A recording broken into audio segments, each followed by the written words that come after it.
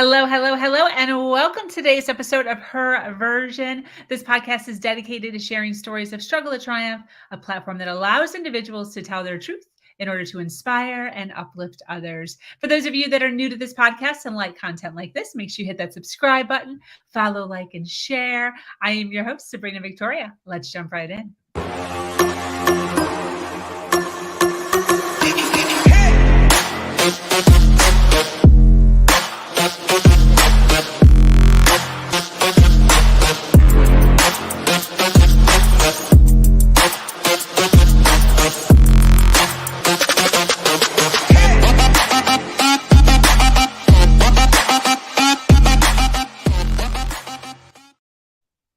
I love it when I already have people jumping on live. Thank you so much for being here. If you could share the video wherever you're at so we can reach more eyes. Thank you so much for joining us today for this episode of Her Version. The Her Version platform is built on storytelling and the understanding that many times our greatest learning experiences come from listening to other people's stories. Today, I'm speaking with an amazing woman named Karen Laos. Karen, communication expert and confidence cultivator, leverages 25 years in the boardroom and speaking on the world's most coveted stages, such as Google and NASA, to transform missed opportunities into wins. She guides corporations and individuals with her tested communication model to generate consistent results for women leaders through her Leadership Presence Keynote, How to Be an Influential Communicator. I think we all need that. Coached by her father, Karen's first recognized the power of confident communication when she successfully negotiated her first flea market purchase at the age of 6. At 50, Karen fulfilled her dream of living in Manhattan by renting an apartment there for the entire month on her 50th birthday. Welcome, Karen. Thank you. Woohoo! I'm so excited to have you here. What a fun subject. What a fun occupation to be in, actually honing in on the power and the voice and the confidence of women. I just love it. Can we open up with you telling us a little bit more about the story at the flea market? Sure. Yeah. Well, my dad gave me a few dollars, handed it to me. I mean, I laugh that I say coached by my father because technically he was not a very connected man emotionally, very traditional guy. It was just, here's a few dollars. And he said, go have fun. And, you know, there are all these merchants all over the place. And he said, but never pay full price. And I had no idea that you could negotiate. I didn't even know what that meant, but I definitely knew what full price versus not full price meant. So that's essentially what happened. So I went up to one of the merchants and there was this cute little doll figurine that I wanted, and I got it for $2 less than it was. I love that. Just by asking. And I think that is another thing that continues to be a thread and a theme throughout my entire life, because my dad did very much consistently talk to me about how the squeaky wheel gets the grease. And if you don't ask, you won't get. So I've been asking my entire life. I've never had a problem asking for what I want. I love it. Absolutely. And there's so many women who don't want to be that squeaky wheel because they don't want to be annoying or bitchy or what naggy or whatever that is. So definitely a hurdle that many of us, probably all humans, but I think predominantly females, kind of come up against in our world when we're entering the world of money, entrepreneurship, getting ahead, whatever that is. Yeah, absolutely. 100%. Well, and I also want to say too, for the record, that I have not struggled without I have not been without my own struggles around this. And I held back more related to not sharing my ideas in my background, even though I was in this leadership role in the corporate world. Somehow in certain environments, I just couldn't be my total true self. And it held me back. I mean, I remember one time asking, well, I wouldn't say it was an ask. It was a passive ask. It was sort of something like to the tune of, well, so you're asking me to be on the leadership team. This was many years ago. So what does that mean? Everybody else is director or above. I'm a senior manager. And I never asked directly, so that then 8 months later, when I was in my review, I was expecting a promotion, and my boss was wonderful. And she looked at me because she could tell something was off. And she goes, "What's wrong?" And I said, "Well, I thought I was going to be promoted." She goes, "I don't even remember that conversation." And I was so embarrassed and also just so frustrated because I thought, okay, I immediately took the reins and I realized what had happened. And I said, oh my gosh, I was totally passive. It was like the classic rescue wish in psychology, like, rescue me. If I just throw it out there, maybe you'll see what I need and help me. And that we both laughed. And then we created a plan. I said, well, I want to be a director. How do I get there? What's holding me back? And if I had said that 8 months prior, I might have actually had a promotion much earlier than I did. Wow. What a learning experience that is. Yeah, it really was. Wow. It really was. And don't talk to your boss when she's in the middle of something else after a meeting in a conference room. Set a time and say, I want to talk to you about this. Like, this is something I'm serious about, not just, oh, maybe she'll notice. And I do think that happens a lot to the best of us, where we think that, and a lot of us are taught, if you show up every day and you do hard work, and people, the people will notice, and then they're going to do something about it. But no, we have to take the reins, and we have to own and claim our worth and ask for what we want. And also thinking about it from the perspective of, a lot of, like you said, a lot of people are either afraid to do that, or they don't want to be annoying or a bother. And what I think we most need to remember is, if we can position the ask in a way that adds value to the other party, then that's going to make it a much more powerful ask. And it's actually going to help us come across in a way that is more influential. Yes, 100%. That's one of the things that I talk about. I love that. So you already told us an awesome story, which I so appreciate, as far as lessons learned there. Anything else? Any other stories? Any stories that were like big pivots, or that kind of changed the trajectory of where you were going? Yeah, 100%. Well, I was sitting in a boardroom and I was completely tongue-tied. And the thing to keep in mind is that this was not early on in my career. This was after, like, you read my bio. I mean, I have spoken on many, many of the world's biggest stages. And yet in that environment, on that particular leadership team, I didn't agree with what my boss wanted me to present. And so, first of all, I feel like I have to give a little bit of history. So my mom was a traditional mom, traditional family, basically. I'm the last of 9 kids. And my mom taught me based on the modeling that I didn't have a voice, particularly with men, because my dad was the authority figure in the household and you just did what he said. So that's what was modeled to me. Interestingly enough, though, I think a lot of us have these mixed messages from our childhood. My mom was a powerhouse outside of the household. She was recognized in the community for starting several different initiatives in the community. Wow. And, you couple that with this confusing message at home of, oh, but at the home, you have to listen to your authority figure. And then that translated in my younger years as, you listen to your boss and you do what he or she tells you to do. And so fast forward to me sitting in the boardroom. I had been asked 3 months prior, to present on something. And I remember thinking, that doesn't really make sense to me. But I thought, well, it's my boss, I'll just do it. And I remember the night before feeling more and more conflicted. And then when I was actually in the boardroom, it was so embarrassing. And my boss had to actually shut down the meeting and she was very gracious about it, saying, hey, why don't we table this? Because I would start and then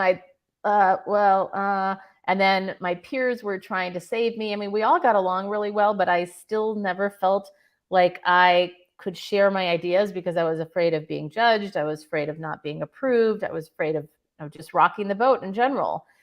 And it was right after that meeting, my boss pulled me aside and she said, this was such a perfect example of you not trusting your gut.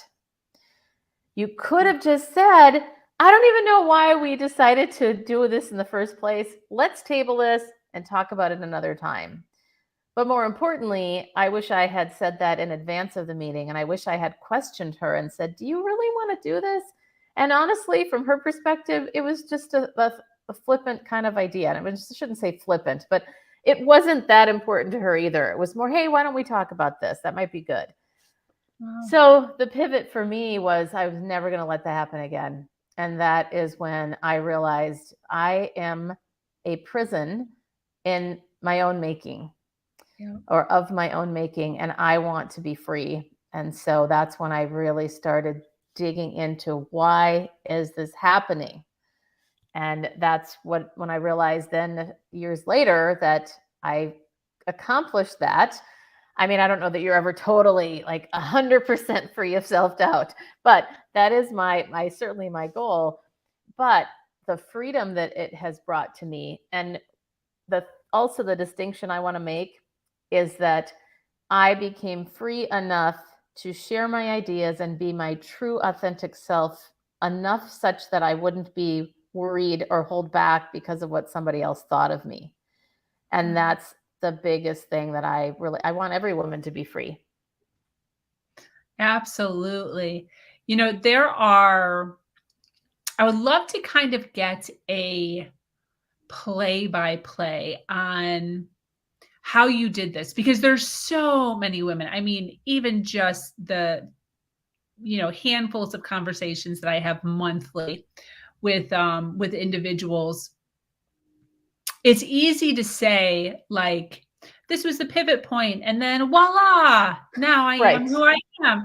There's a whole journey that so many of us go on to get to where we are now. And it looks like it was just so easy.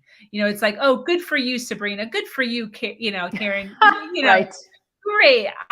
Easy for you to say. Can you take us on a little journey as far as a couple of steps, a handful of steps that you personally took on your journey to get from where you were to where you are now? Was there mentors, coaches, books, seminars? Like, what did you specifically do? Meditation, like, what did you specifically do to kind of get to where you are now in your mindset? Yeah, absolutely. Well, I've always been obsessed with personal growth. So ever since I was a kid, I was really into anything personal growth related. I read all the books and all of that. And even though I was very much into personal growth, this was my biggest, I don't know, I wouldn't even call it a blind spot because I knew it was holding me back. And that's the thing that really took hold over the course of my life that was so hard to break. So I say that only because I had started a very specific program probably 5 years prior to that moment in the boardroom. So I had already accomplished quite a bit in finding and owning my voice, but that was that one component. And so to cut to the chase here, it was a leadership program by Dr. John Townsend. He and his business partner, Dr. Henry Cloud, wrote the book Boundaries. And that's one of the books that they're most famous for today. And John Townsend has written probably 20 some books as well. And there's a group called the Leadership Coaching Program, which is now called the Townsend Leadership Program. And I was in that for 10 years. So I live in San Francisco. I would fly down. It started with a week. It was called the Ultimate Leadership Workshop in Newport Beach area in California. And what happened as a result of being there is I thought, oh my gosh, this is incredible. And it was all about your leadership style related to your character development. And in most of life, we have we've got skills, and there are the character components of how we show up in the world. And then there are the tactical skills components that you have, plus the ones that you can grow and work on. And so the fascinating part to me was really looking at what is underneath that is hindering you and helping you in your leadership journey in life. So it was a very specific examination of my past related to why I'm showing up the way I am today. So a lot of it would look at how we grew up and things that we were doing, and then the connections that the John, the psychologist, Dr. Townsend, would make, as well as the group process. So it was 10 of us. And we met once a month, and I flew down to Newport Beach every month, almost 10 years. There were a couple of times where, I took a year off and then I went back, but that was a process. So I'd say I was about 5 years in when I had that moment in the boardroom. The good news is I was very committed. I mean, we were reading a book a month. We were very focused. Brene Brown has been a huge influence in my life for sure. I also became, well, I didn't become certified, excuse me. I went to the program Dare to Lead for a 2-day period to really learn more about leadership. And that was later on. But that was, I would say, one of the most pivotal. The Townsend Leadership Program was the most pivotal component for my internal health and really figuring out, okay, what do I need to do differently then? And recognizing, I've also hired many, many coaches, and there was one coach that was very powerful, and he helped me see that my boss was actually, she had the same exact qualities as my dad. And that was the moment when I realized, oh, that makes total sense. Because every time I'm in a meeting with her, every time I'm in a group setting with her, that's the same dynamic that's coming up. So that was triggering me and causing me to behave the same way I did as a kid.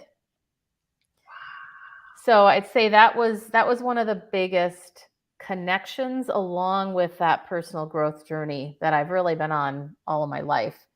But I really focused more on that once I realized what was happening. Yes. What a great example as far as how important it is to have someone who knows a little bit more than you do in your world to be Yes. able to really start, because there's stuff that we just can't see because we're in it. Yeah, totally. I mean, it was so fascinating. And this coach's name, by the way, is Brian Dowd, and he was just incredible as far as a mentor to me. And he drew it on a flip chart, and he drew my dreams up on the left-hand side, and then me on the other, and then my dad and my boss as a shield in the middle, like preventing me from getting to my dreams. And when I think about it today, I mean, that was a long time ago now, but that was one of the most powerful moments to see that visually and to think, holy crap, this is something that's, wow, like to see it and go, the thing is, I have a more powerful thing called choice, the power of self-agency. And I can make a choice to get rid of that shield, because Yeah. it might be there, but I can break that down by changing my behavior and recognizing this is not my dad anymore. Like, I don't need that to have power over me. But for a long time it did. Yes, I totally get it and feel the word choice. That was like the biggest thing for me in my self-development arena, is just recognizing. I remember the year that I learned choice. Ooh. And I literally told everybody, just everybody that I met, I'm like, did you know that you have a choice? You can choose. Like, it was just this huge phenomenon for me of like, oh my gosh, I can choose everything. You can choose everything. Yes or no to all the things. What a great concept. The other thing that I really appreciate you talking about openly is the amount of time that you spent in the arena, or are spending in the arena of personal development. Because I think a lot of times we get stuck in this thought process of, I'm going to just go to one seminar and then I'm going to be cured for the rest of my life. Or I'm just going to read one book and then that one book will carry me for the rest of my life. And then we start to kind of falter, we fall, we stumble, and we're like, that book didn't work, or that seminar, or that coach didn't work. And how, like, 10 years, like, you were fully committed to this thing for 10 years. And then I'm sure after those 10 years, at some point, you linked onto another coach or another seminar or another book or another. Exact. And simultaneously. Yes. I mean, it's that whole, okay, what can I do to complement this as well? And really getting the right experts to help, because I didn't, like you said earlier, I didn't know where I was stuck until that blind spot was, once that was revealed. And then, I mean, I had so much revelation, like you mentioned, about choice, because even when I was trying to decide if I wanted to be with my now husband or not, we were back and forth for 13 years of we're off again, we're on again, off again, on again.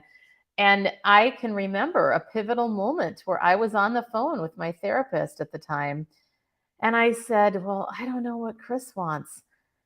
And Dennis's therapist says, well, what do you want? And I said, well, I don't know what Chris wants. I said it again. And he goes, no, no, no. What do you want? And it reminded me of from the scene of The Notebook of, what do you want? He's yelling at her like, what do you want? And that was a huge moment for me, that I recognized at that moment that I was waiting for him to tell me if he was going to choose me or not. And I realized, oh my gosh, I do want him. But I was terrified of owning the feeling of that, because what if he didn't want me? It's that also that rejection possibility. And when you make an ask in general and you make a choice, there is a vulnerability to that, because you don't know how people are going to respond to you. So that was a huge moment for me too with choice. Yeah. What a great thought process too, as far as why people many times don't commit to a yes or no, is because once you commit to that yes or no, a lot of times people feel as if that's a commitment for life. And that's another thing that I talk about so openly, is like, make a commitment, go with it. You are allowed to change your mind. Again, choice. You're allowed to pivot in your world. You know, like even so much so as picking a niche for a business, you know, and like, well, but I'm also good at this, and I'm also good at this, and what if this, and what if, it's like, just make a commitment, choose, and then as you flow and as you go, you can tweak and you can pivot and you can kind of maneuver as you're moving around. And that's one of the awesome things about really owning your life and owning your power, is that. Exactly. It's so true. And it feels so good when you start doing it. And it reminds me, choice is also completely tied to boundaries, right? So when you make those choices, or when you say no for the first time with something that you've not wanted to do anyway, but in the past, perhaps you've said yes out of this fear of obligation or whatever it might be. And it is so great. I mean, I'm thinking back to when I first left corporate, because it's happened twice, most recently July of 2020. But back in 2003, I left an HR job to focus on doing career coaching at the time. And I can so vividly remember when I was trying to decide, okay, well, can I do this? Can I not?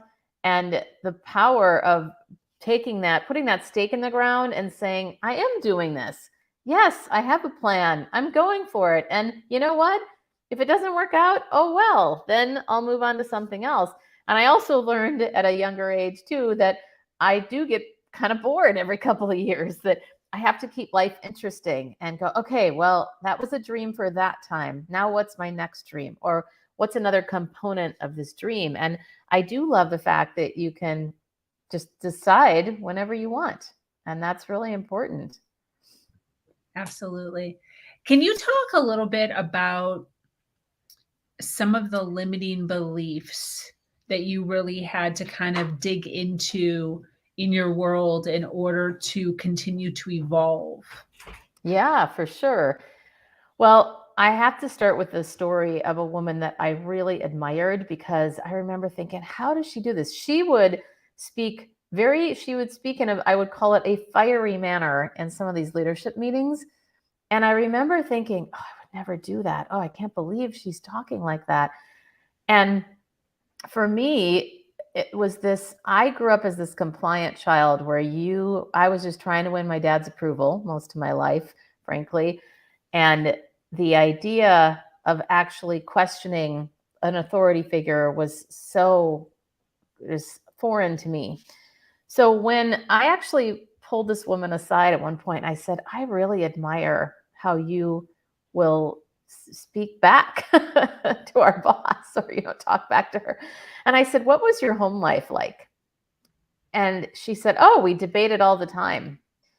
And that was so powerful to me, because my limiting belief was that the true reality when I was a kid was that if I did speak up, that I wouldn't be approved of. And my dad had actually given my mom the silent treatment more than once, and he actually ignored me for an entire summer one time. So there was a very strong motivation to not speak up as a kid in the household. But we think about the limiting belief for my career when I was an adult and I could make choices, but I still didn't at the time. It was that if I speak up, I won't be accepted. That's really the root of it. There's lots of, you could say, I'm afraid of being judged. I'm afraid that people aren't going to like me. I'm afraid that I won't be approved of. I mean, there's all these things. But at the end of the day, every one of those things roots back to, will I be accepted just by being me? Yeah. And I feel like that's a journey I've seen a lot too with my clients, where we have this belief that is, that's a common belief that I see a lot, is really my point there. And in fact, on a personal relationship level, my now husband had told me right around the time when we were almost about to get married, I can remember me saying something like, well, here's what I did, and like trying to give all these accolades around what I had accomplished for that week in my job. And he said, he goes, honey, I love that you love to work and that you love your job, but I don't love you because of your career. He said, I love you because of who you are, not because of what you do. And that was super powerful for me, because I grew up that you were loved based on what you accomplished. Wow. And I continue to learn that there's a lot of people that have had that same upbringing. Yeah. Yeah. And what a great opportunity to be able to break that cycle. Yes. Yes. Again, these touch points of awareness of, oh, really? Yeah.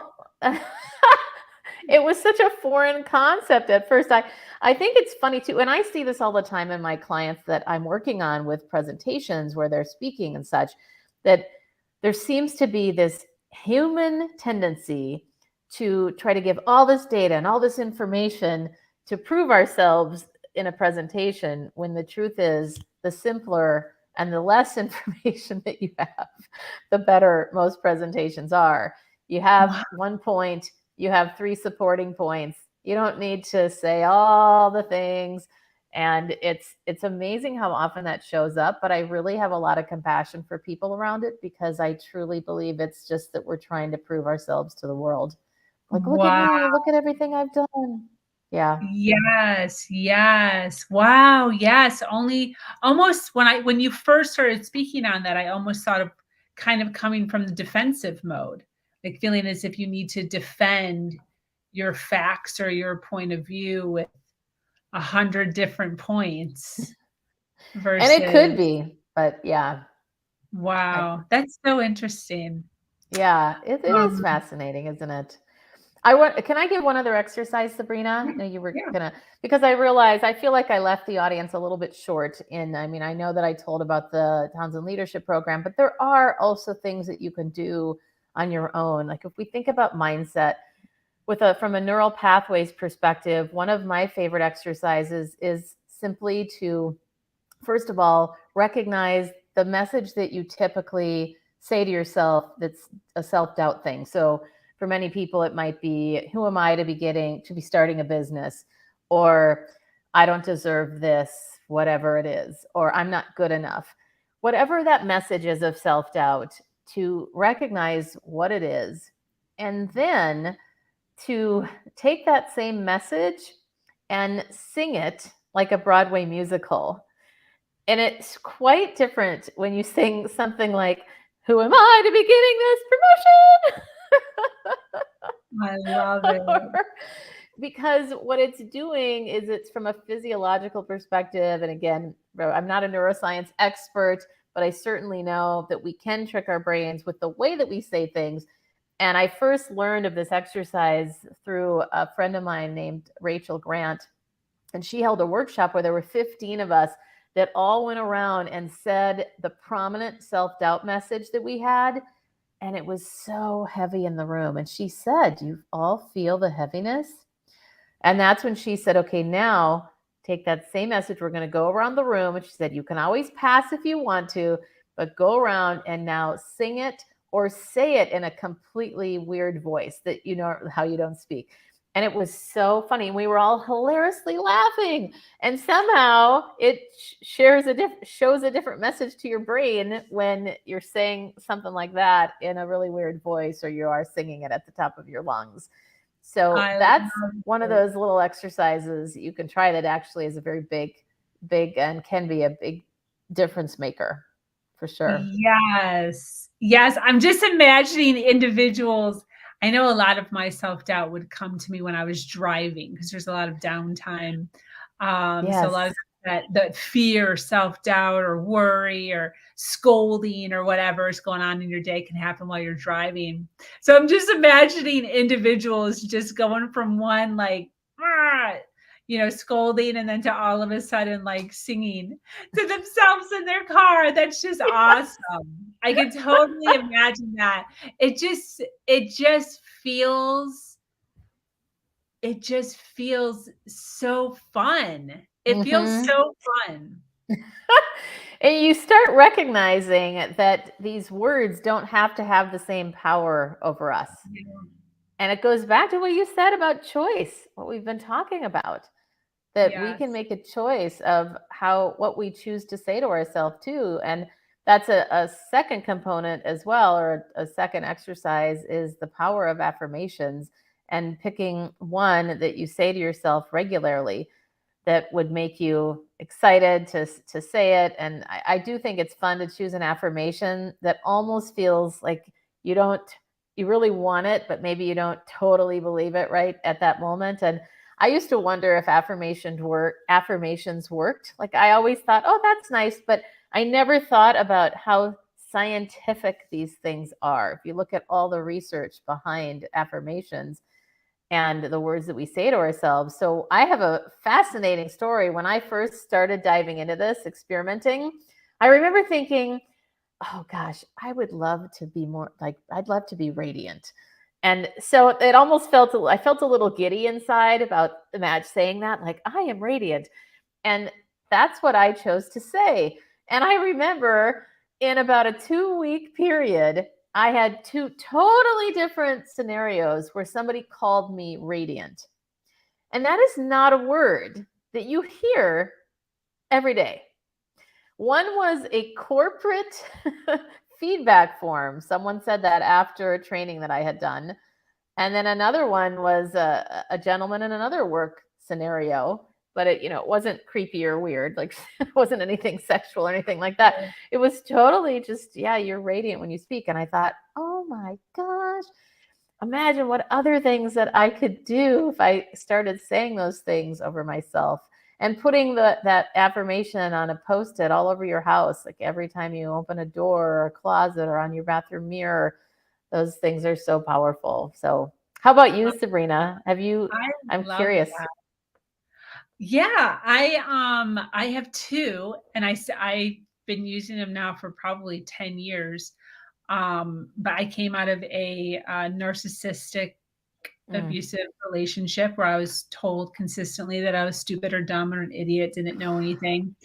And so I remember when I first started doing these exercises, I don't remember what book or video or whatever I had watched, but the exercise was to look at yourself in the mirror and say an I am statement. And when I first started doing this, I could not even mouth the words without crying. Like I couldn't even mouth the words, more like couldn't say them. I couldn't even mouth them without just like turning totally flush, red, and like crying face. But continuing to do it, continuing to say it. And now the 2 things that I say all the time is I am brilliant I literally say it daily. I love And it. I know everything. That's Yeah, and brilliant. which is really bold. And it was actually a huge thing when I first met my fiance, because he's like, what the fuck are you doing? Like, what are you saying? Like, he was almost kind of like, girl, like, check your ego. What is up with you?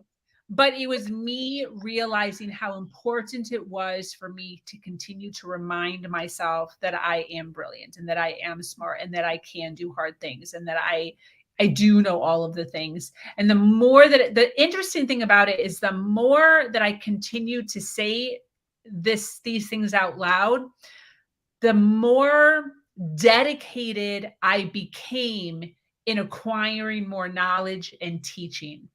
Like, it just kind of like goes hand in hand, because when you're continuing to tell your, like, whatever you say, you have to make yourself right. Right.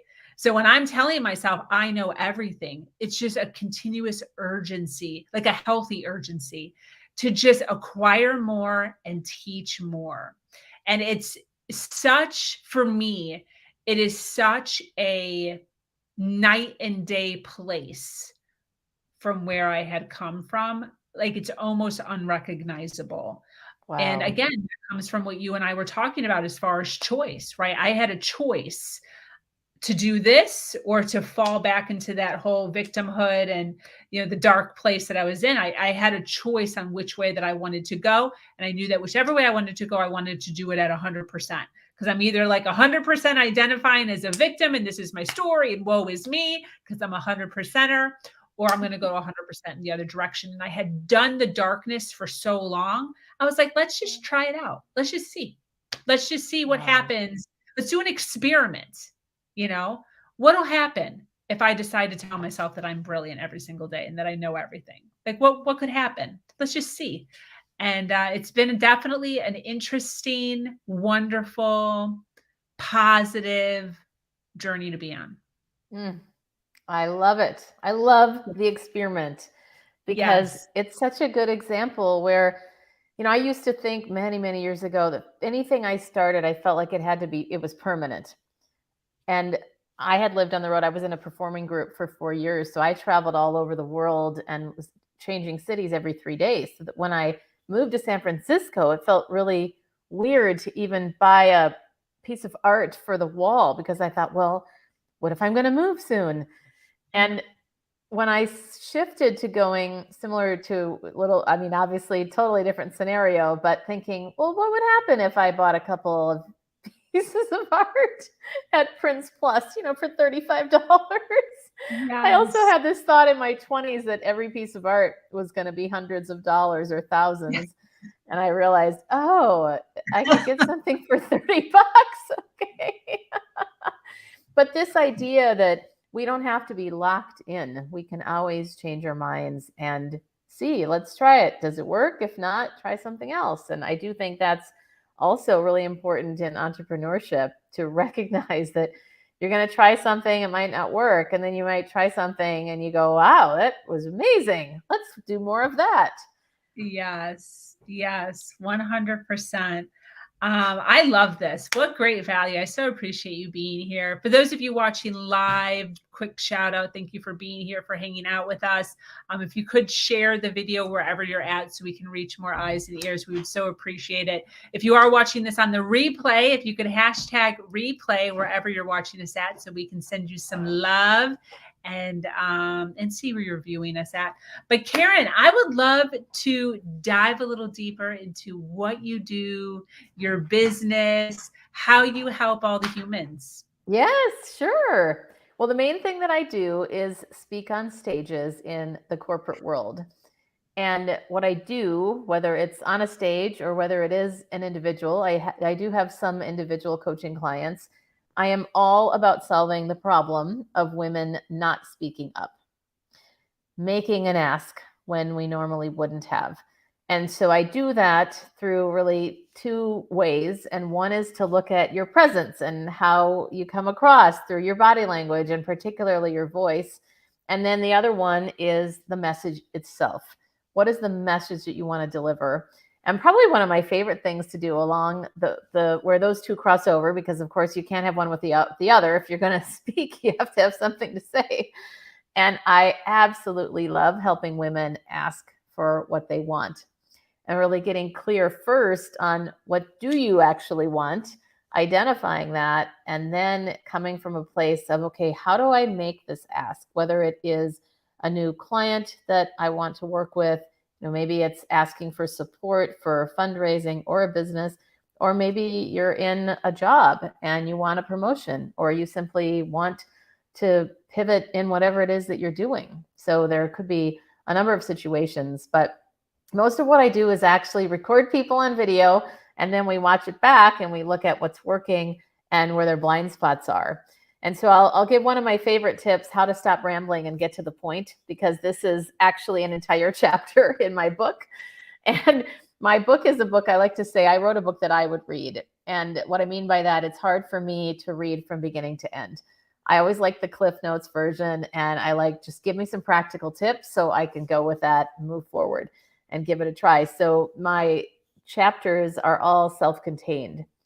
And one of the things that I notice a lot is that we often don't get to the point, or we start processing out loud, or we go off on a tangent. And I say this, by the way, with full awareness that I am a recovering rambler myself.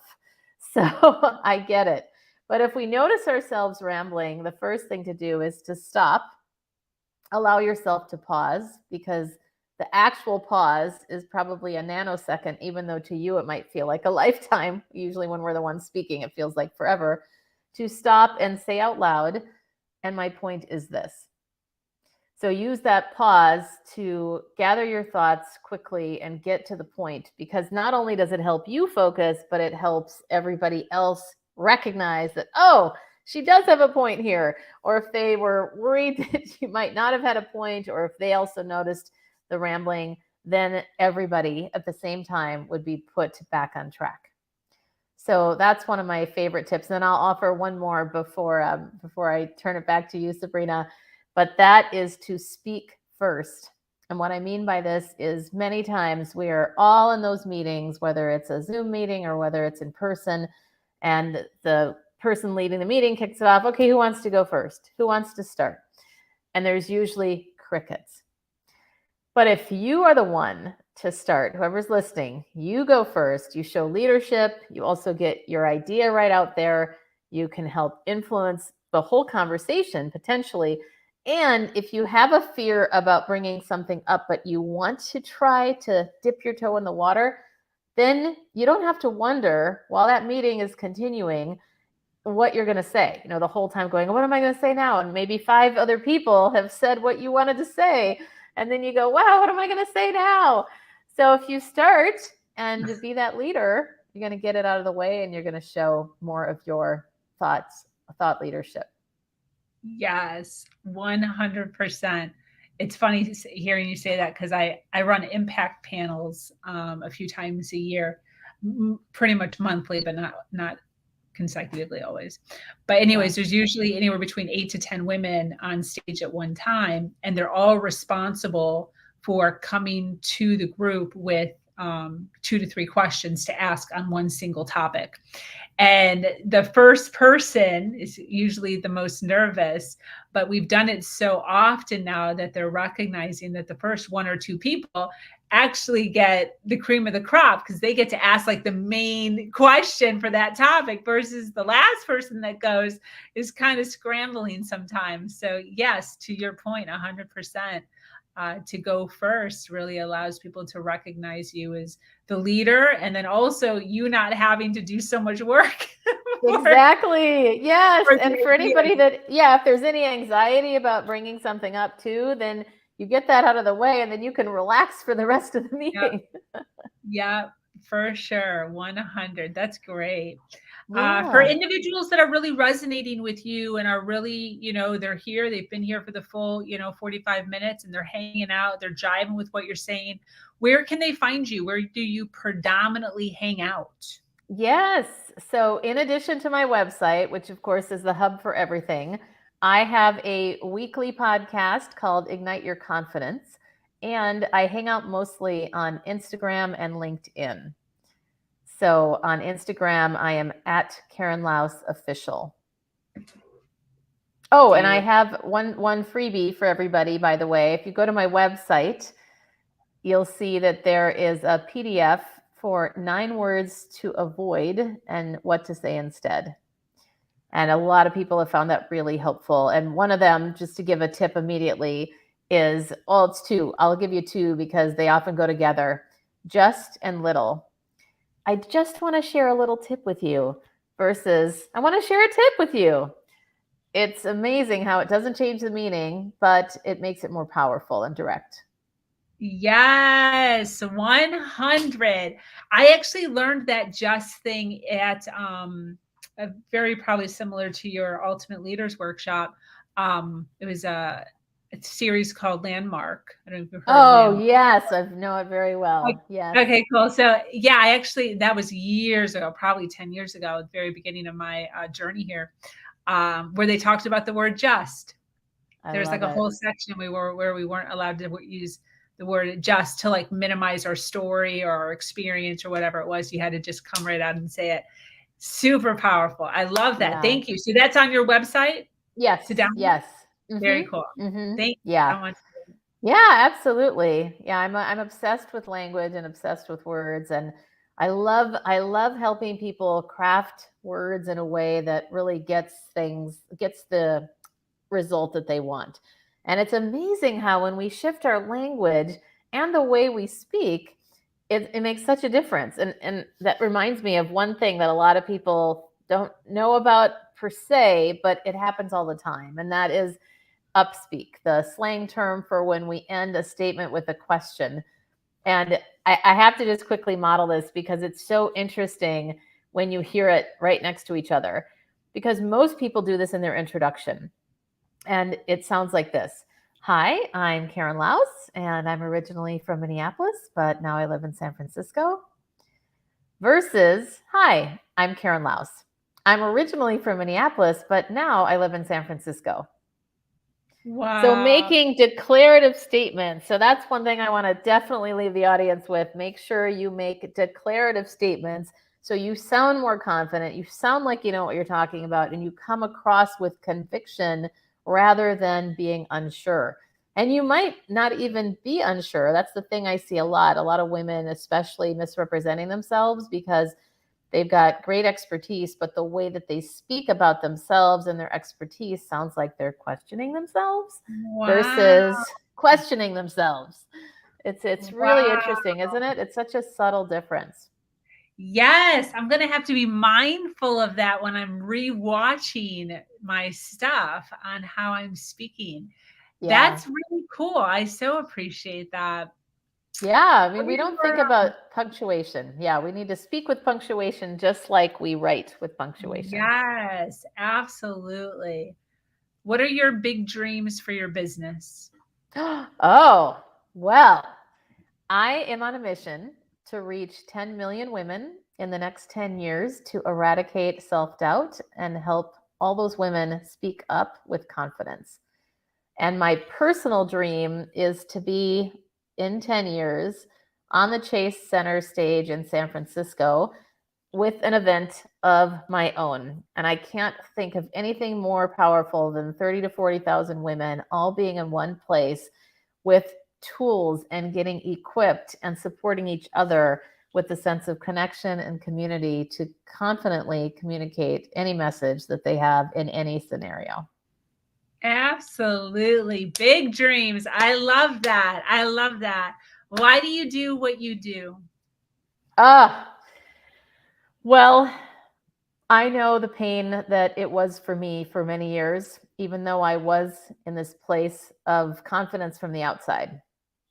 I know what it's like to not show up as the fullest version of yourself, and it cost me.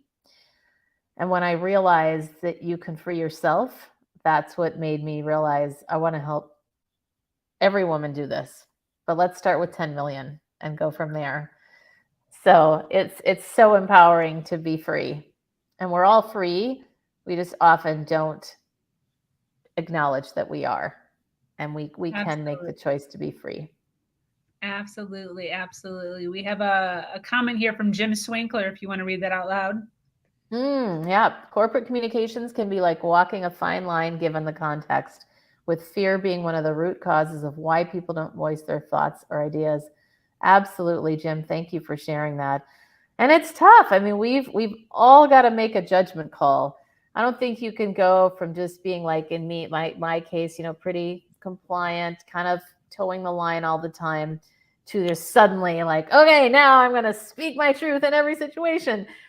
I love what a colleague used to say, common sense overrides everything else. You've got to also have judgment and know, what is this worth to me? Am I willing to walk away if something happened that it got to that point? In my case, I was very fortunate that they actually wanted more of me. Like I would continue to get coached on my review each year of, you need to speak up more, because when you do, you have great ideas. So I was very fortunate to be in a wonderful company where I really grew up for 14 years and continued to grow in the ranks of leadership there. But it's really tough. I mean, I coach a lot of women in situations where I don't know what I would do either sometimes. Like, okay, what, there's always a price and there's always a payoff. So you've got to decide what's going to work for you. 100. Well, this has been absolutely fantastic. I so appreciate you coming on, hanging out with us, sharing some of your nuggets of information with the journey that you've been on. Any closing thoughts as we wrap up? Yes, it would be the title of my book, which is Trust Your Own Voice. Absolutely. That's really, it's as simple as that. It's so easy to look to everybody else thinking they know more than you. Oh, I should listen to them because, she's an expert or he's this or that. And at the end of the day, it's really, what do you want? And trust yourself, because you know more than you think. Absolutely. Well, thank you so much, Karen. I so appreciate you being here hanging out with us. For those of you listening live, for those of you listening on the replay, if you resonated with Karen Laos and all of the goodness that she shared today, make sure to connect with her on her website. She has that freebie on her website, and then also on her social media. We love to connect people here on this platform in order to make sure that we all continue to rise.